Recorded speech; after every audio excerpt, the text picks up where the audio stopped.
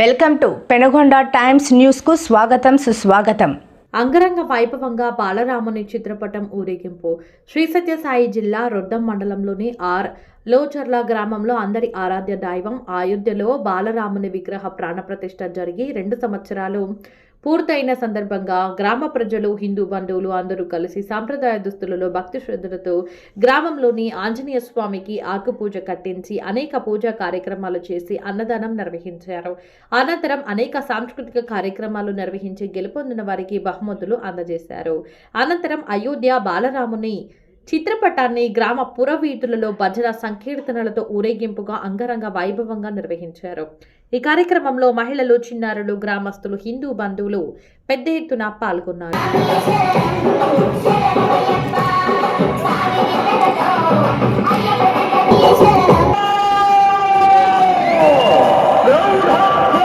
చూసాం, టీవీలో చూసాం, తర్వాత సెల్ ఫోన్లో చూసాం, తర్వాత అనేక చోట్ల విన్నాం. భవ్యమైనటువంటి రామ మందిరం అది. భూకంపం వచ్చినా గానీ, అంటే కొన్ని వేల సంవత్సరాలైనా కానీ నిలబడే విధంగా తయారు చేశారు అత్యద్భుతమైనటువంటి రామ మందిరం. దానికోసము ఒకరు కాదు, ఇద్దరు కాదు, ముగ్గురు కాదు, వందలాది మంది ప్రాణాలు కూడా అర్పించారు గత 500 సంవత్సరాల్లో. మీరు ఎప్పుడైనా యూట్యూబ్ తీసి రామ మందిరం కోసము ప్రాణాలు అర్పించినటువంటి వాళ్ళ పేర్లు చెప్పండి అని అడగండి. మరి అనేక మంది ప్రాణాలు కూడా అర్పించినారు. అంత అత్యద్భుతంగా వాళ్ళు దేశం కోసం, ధర్మం కోసము ప్రాణాలైనా తెగిస్తాము, రామ మందిర నిర్మాణమే మా లక్ష్యం అని పోరాటం చేసినటువంటి పుణ్య పురుషులు. అసలు వాళ్ళ పేర్లు కూడా తెలీదు, అన్ని వందల మంది ప్రాణాలే అర్పించారు.